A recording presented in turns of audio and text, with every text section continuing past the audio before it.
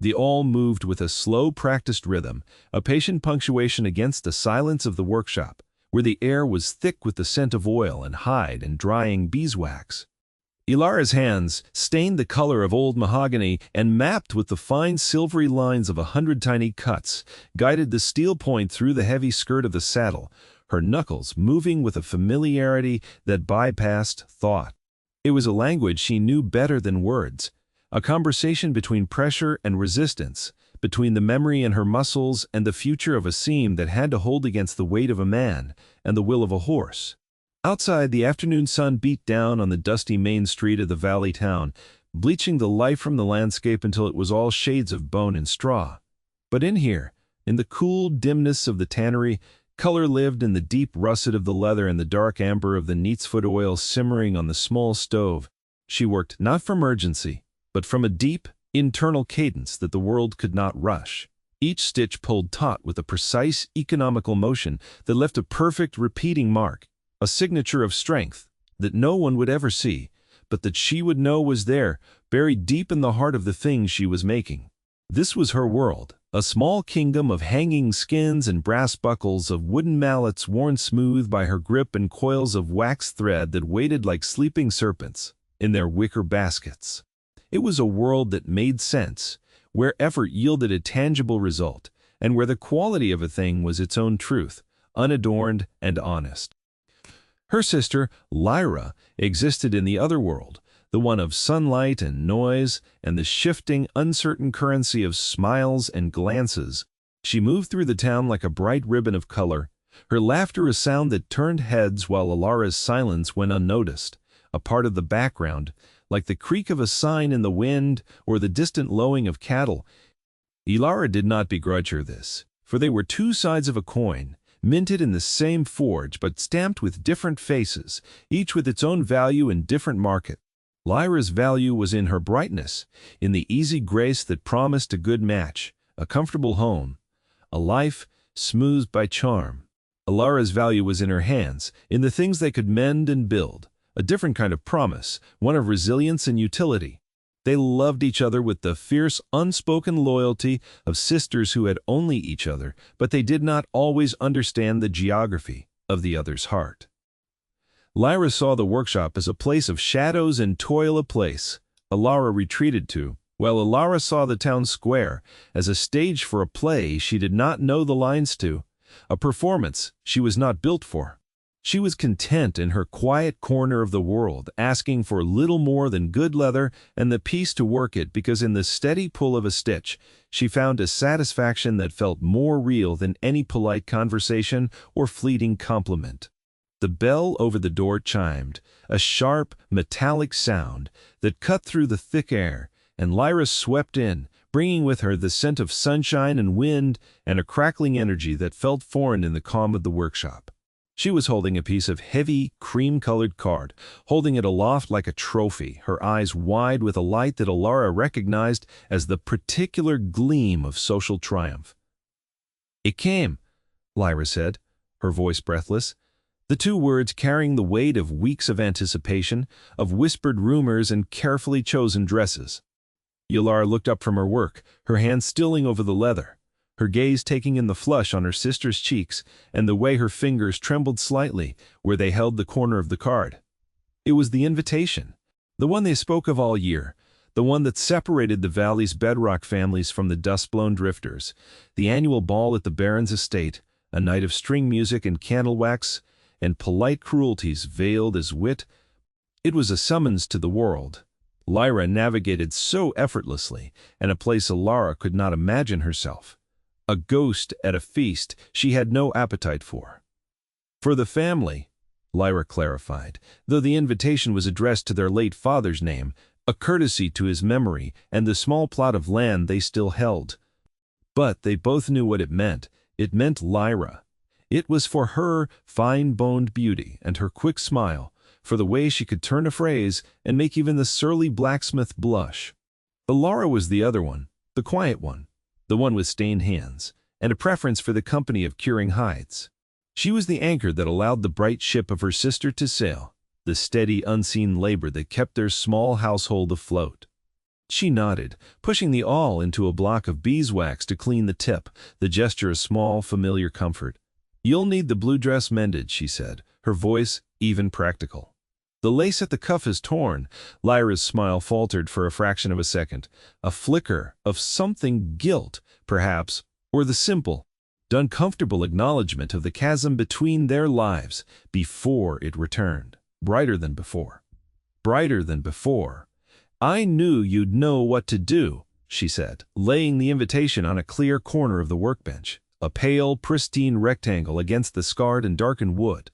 It looked impossibly clean in the cluttered sanctuary of the workshop, a missive from another reality. Elara looked at the elegant script of the Baron's seal, then back at the half-finished saddle in her lap. At the honest, rugged line of her own stitching, the invitation was for her sister. Her work was for someone else. She picked up her tools again. The seam was waiting. That night, the house was filled with the scent of heated irons and the soft hiss of starch as Lyra prepared her gown. A cloud of pale blue silk spread across the main room's table. Elara sat by the fire, a piece of scrap leather in her hands, working a new strap for a water canteen, her fingers moving with their own quiet intelligence, while her sister chattered about who might be at the ball, about the Baron's handsome and brutish son, Aldrich, and whether the musicians would be brought in from the capital this year. Elara listened, offering a quiet murmur now and then, her mind half on the conversation and half on the complex tooling she was pressing into the leather, a pattern of oak leaves and acorns taking shape under the small, sharp stamps of her trade. She was happy for her sister, for the genuine excitement that made her glow from within, but a part of her felt a profound and unshakable distance from it all, as if she were hearing of customs from a foreign land. Her own hands were her fortune and her fate, and they were not the sort of hands that belonged in silk gloves, holding a delicate cup of punch. They were made to grip a draw-knife, to pull a stitch so tight it would never break, to tame the wild memory of an animal's skin into something useful and enduring. She felt the familiar grounding reality of the leather under her thumbs, the slight give of it, the way it held the impression of her tools. This, she understood, this was real. The world of the Baron's ball, with its coded words and fragile alliances, felt like a dream she could not enter, and did not wish to. Days later, the bell over her workshop door rang again, but this time the sound was heavier, less certain. A man stood silhouetted against the harsh afternoon light, a tall, broad-shouldered shape that seemed to absorb the brightness around him. He took a step inside, and the shadows shifted to reveal a face that was all hard lines and quiet angles, a jaw set with a permanent tension, and eyes that watched the world from under the brim of a worn hat as if expecting a blow. He was not a townsman. He was Silas, the man from the broken ridge, the one who kept himself on a piece of land no one else wanted, raising horses that were rumored to be the finest in the territory, marked with a strange, intricate brand that looked like a tangled knot of thorns. Whispers followed him when he came to town for supplies, whispers about a dark past, about a temper that ran as hot and dangerous as a flash flood. He moved with a stillness that was not calm but coiled, a predator's economy of motion. He held the pieces of a saddle in his arms, the leather cracked and split, the tree broken clean through. It was a wreck, a thing most would have thrown on the fire. He placed the ruined saddle on her workbench without a word, his movements deliberate, careful. Elara rose from her stool and ran her hands over the damage, her fingers assessing the deep cracks in the leather, the splintered wood of the tree, the sheared-off rigging. It had been a hard fall, a violent one. She looked up at him, at the dark bruise blooming along his jaw, and the fresh cut above his eye, still beaded with dried blood. He met her gaze, and for a long moment there was only the silence of the workshop between them, the smell of dust and leather. His eyes were a startlingly clear gray, the color of a winter sky, and they held no apology, no plea. They simply stated a fact. It's broken. Can you fix it? The tree is shattered, she said, her voice low. It wasn't a refusal, but a statement of the enormity of the task. Building a new tree.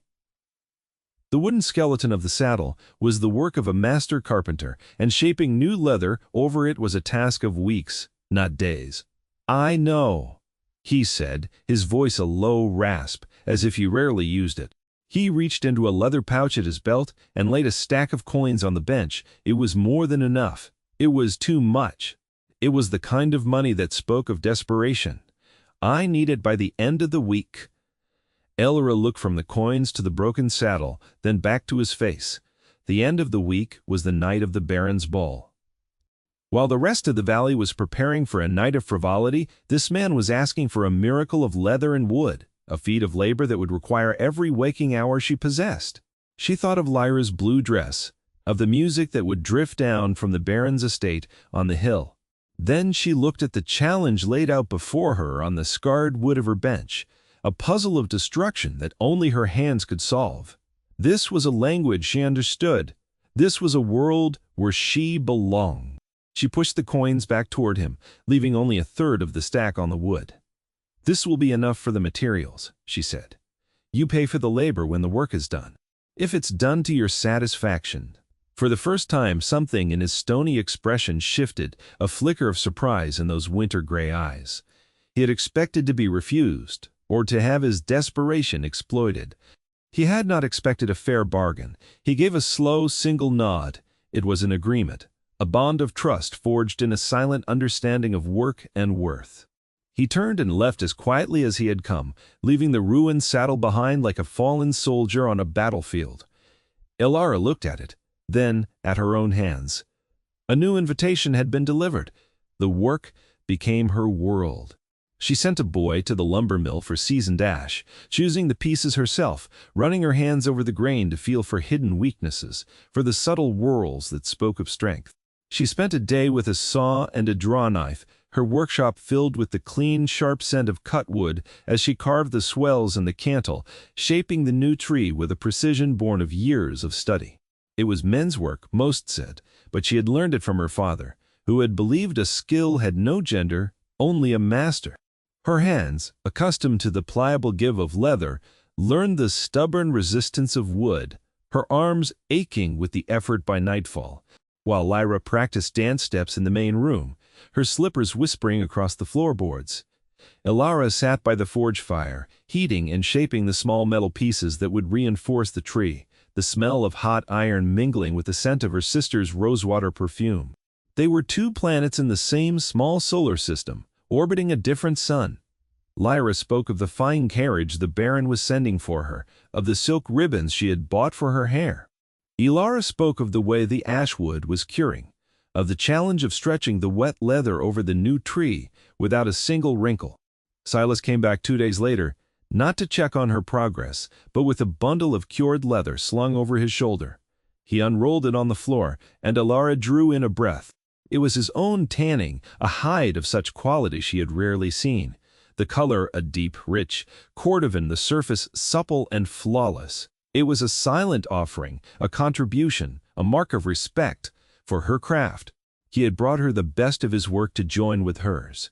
"It will hold the tooling better," was all he said, gesturing to the intricate patterns she was known for.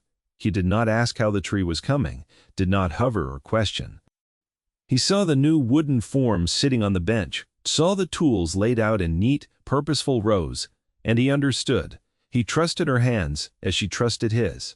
They worked for a time in comfortable silence, the only sounds the scrape of her knife against the new leather and the soft thud of his mallet. As he helped her set a few rivets, his large, scarred hands surprisingly deft. He moved with a quiet competence that she recognized in herself, a focus that shut out the rest of the world. In the shared space of the workshop, they were not the town's strange recluse and the tanner's quiet daughter. They were simply two makers, speaking the common language of their craft.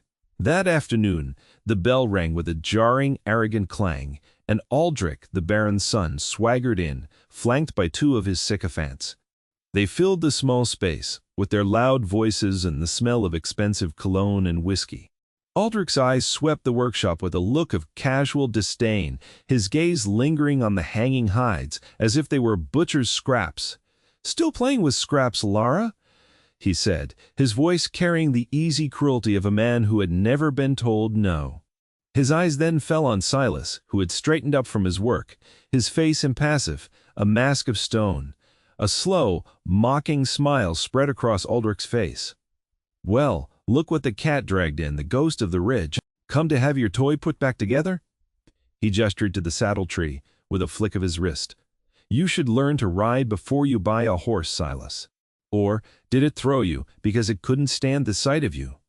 The two men with him chuckled, a hollow, practiced sound. Silas didn't move, didn't speak. His stillness was absolute, a dangerous compressed energy that Elara could feel humming in the air. He simply watched Aldrich, his gray eyes cold and flat. Elara stepped between them, placing herself beside the workbench, her hand resting on the new saddle tree. It was an instinctive, protective gesture. "He's a customer," she said, her voice quiet but firm, a small stone against which Aldrich's arrogance broke. "This is a place of business." Aldrich's attention shifted to her, his eyes running over her stained apron and bare-chapped arms with open amusement. "A place of business?" he repeated, savoring the words. "And what business could a little thing like you have with this creature, unless you have a fondness for strays?" He took a step closer, his shadow falling over her, over the work she had poured her soul into for the past 3 days. He reached out a gloved hand and ran a finger over the freshly carved swell of the saddle tree, leaving a faint smudge on the pale, perfect wood. "A decent piece of work," he said, his tone condescending as if surprised she was capable of it. "A shame to waste it on him. He'll only break it again." He turned his back on them then, his point made, his casual dominance asserted for the benefit of his friends. "My father needs a new bridle for the ball. The black mare? Have it ready by tomorrow. The finest work you can do." It was not a request, it was a command. He tossed a coin on the floor, where it spun and settled in the dust. Then they were gone, their laughter echoing back into the workshop as they stepped into the sun. The silence they left behind was heavy, charged. Silas's hands were clenched into fists at his sides, the knuckles white. He was staring at the spot where Aldrich had stood, his jaw working. Elara bent down, picked up the coin, and placed it on the bench. It felt cold, unclean. She took a soft cloth and carefully wiped the smudge from the saddle tree, her movements erasing the violation of Aldrich's touch. She didn't look at Silas, didn't offer empty words of comfort or outrage. Instead, she picked up a piece of the fine cordovan leather he had brought her. "The tooling for the fender," she said, her voice steady, pulling them both back to the work, the only thing that made sense. "I was thinking a basket weave, with a border of thorns, to match the brand on your horses." He looked at her then, the storm in his eyes receding, replaced by a flicker of that same surprise he'd shown on his first visit. She had not only seen his brand, she had understood it. She had seen the protective, tangled beauty in it, not just the warning. He gave another of his slow, deliberate nods. "Yes," he said, his voice rough. "That would be right." They returned to their work, the shared rhythm a quiet act of defiance, a refusal to let the ugliness of the outside world poison the sanctuary they had built between them. The world could have its barons and its balls. They had the solid truth of wood and leather, of a seam pulled tight, of a thing of beauty and strength made to last. The night of the ball arrived on a wave of cool evening air that carried the faint, festive sounds of violins from the estate on the hill. The sky was a deep, star-dusted indigo, and a perfect round moon hung over the valley like a silver coin. Lyra was a vision in her blue dress, her hair swept up in a cascade of curls, her face flushed with an almost feverish excitement. She twirled in the center of their small house, the silk whispering around her. "How do I look?" she asked, her voice tight with hope. "You look beautiful," Elara said, and she meant it. She was fastening the last buckle on the bridle for the Baron's black mare, her fingers moving with swift efficiency. The leather was the finest she had, dyed a deep glossy black and polished until it shone like obsidian, the silver buckles gleaming in the lamplight. It was a masterpiece of its kind, a perfect, showy piece for a man who valued appearance above all else. She felt a grim satisfaction in its perfection, knowing it was a skill Aldrich could command but never comprehend. A knock came at the door, quiet and solid. It was Silas. Come for his saddle. Elara had finished it an hour before. the final coat of oil still bringing out the rich, deep color of the hide. She had worked without sleep for 2 days, her world shrinking to the point of a needle and the curve of a knife. The saddle sat on its stand in the center of the workshop, a testament to her labor. It was more than a repaired object, it was a rebirth. The new ash tree was invisible beneath the flawless skin of cordovan leather, the intricate tooling of tangled thorns a subtle, fierce declaration of identity. The seams were perfect, the balance true. It was the best work she had ever done. Silas walked in and stopped, his eyes fixed on the saddle. He circled it slowly, his gaze taking in every detail, every stitch, every graceful line. He ran a hand over the tooled fender, his fingers tracing the pattern of thorns she had designed for him. He did not speak for a long time. The music from the hill drifted in through the open door, a counterpoint to the thick silence in the workshop. Finally, he looked at her, and the raw gratitude in his eyes was more eloquent than any words of praise. "It is stronger than it was before," he said. It was the highest compliment he could give.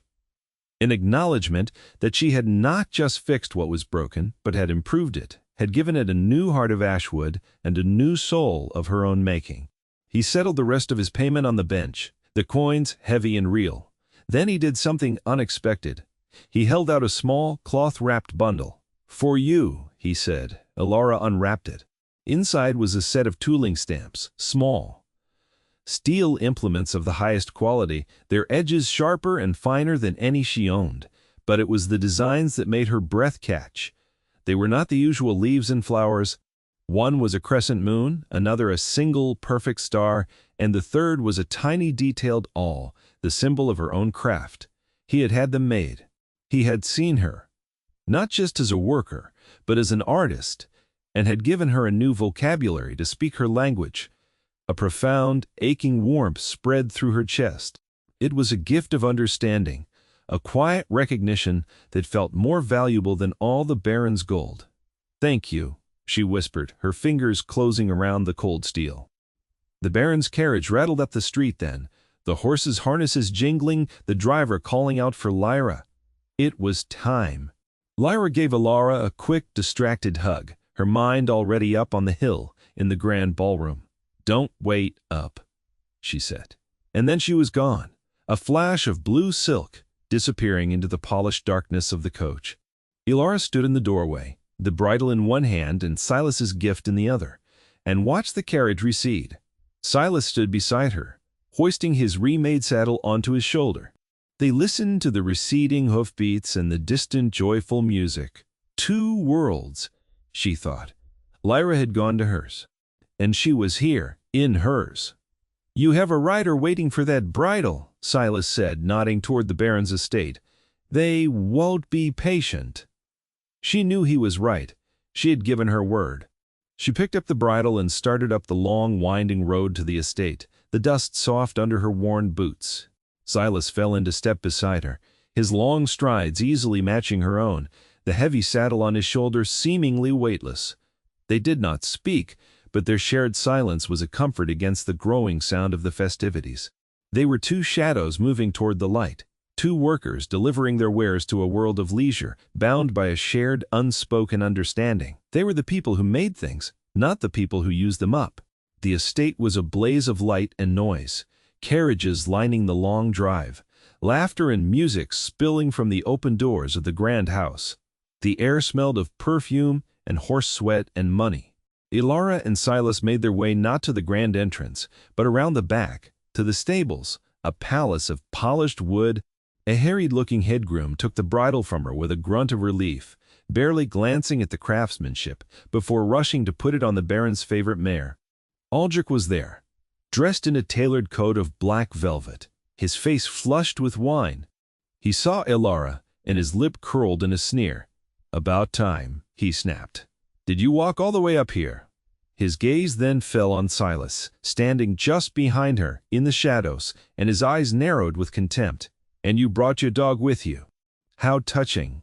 Before Silas could react, a commotion erupted from the far end of the stable. A stable boy came running, his face pale with panic. "It's the carriage harness, sir. The main trace on the lead horse. It's split. The one for the governor's coach. He's about to leave. Aldrich swore, his face darkening.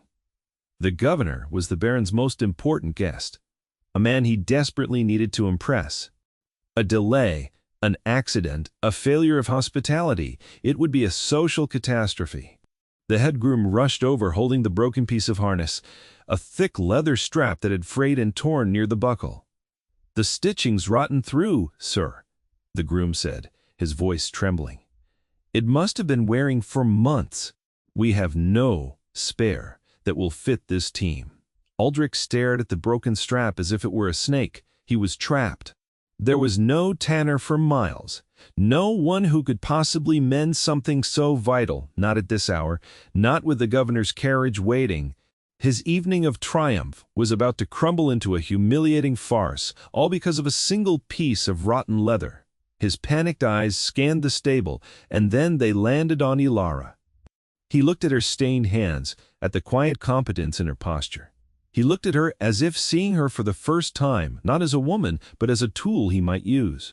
His arrogance warred with his desperation, and desperation won. "You!" he spat out, the word a command. "Fix it!" He thrust the broken harness into her hands. It was a thick, heavy piece of leather, greasy with use, the threads that had held it together now just a few sad, broken fibers.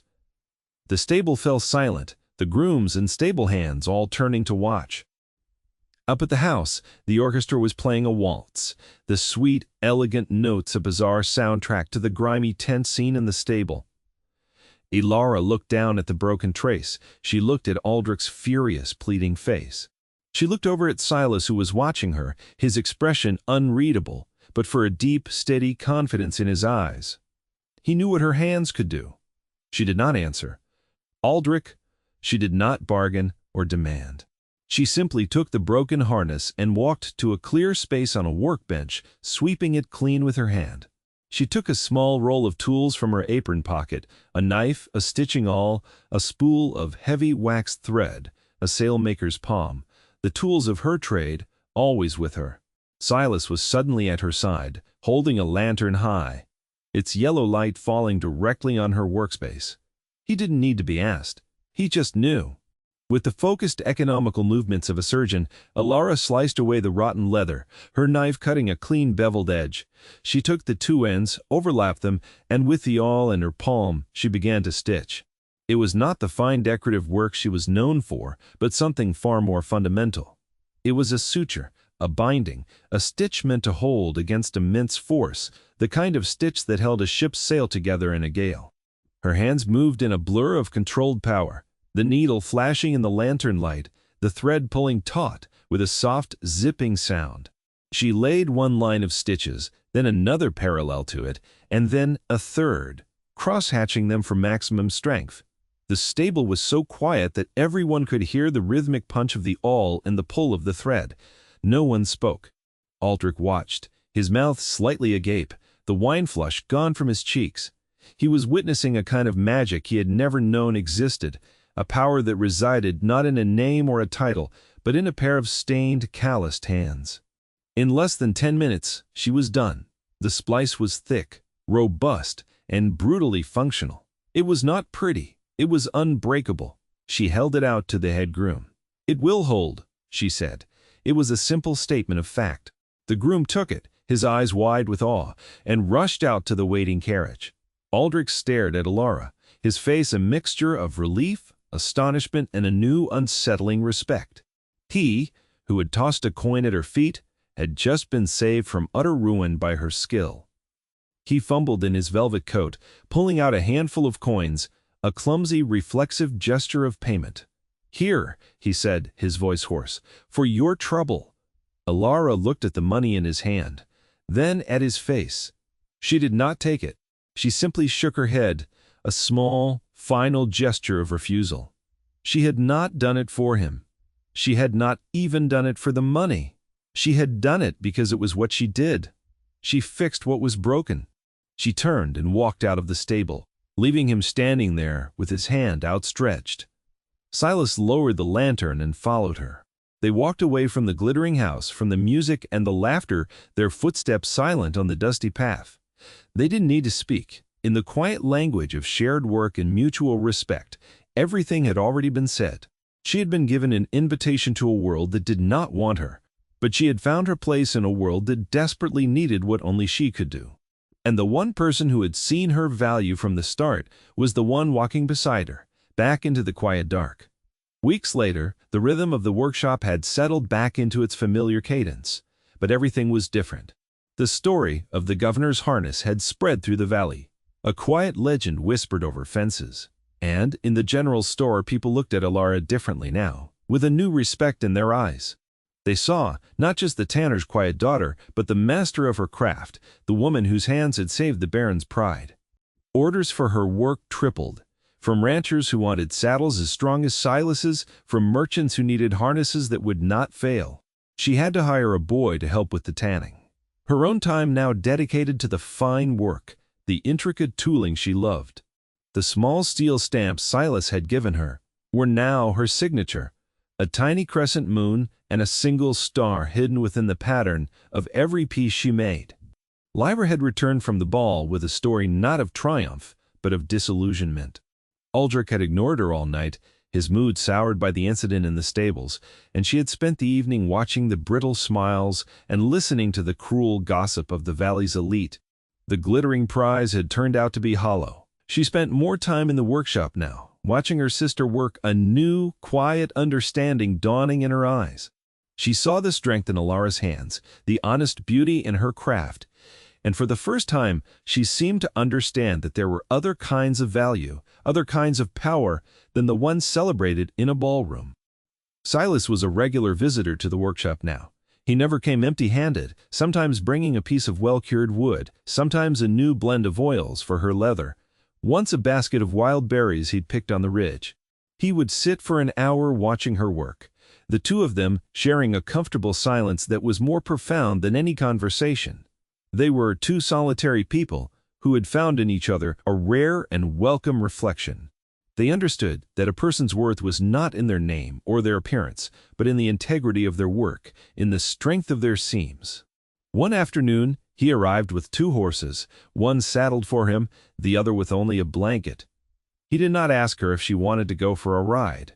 He simply held the reins of the second horse out to her. "The sun is warm on the ridge today," he said. Elara looked at her hands, stained and calloused. She looked at the work waiting on her bench. Then she looked at his face, the quiet invitation in his winter-gray eyes. She took off her leather apron, hung it on its hook, and, for the first time in a long time, she left the workshop behind in the middle of the day. She took the reins from his hand.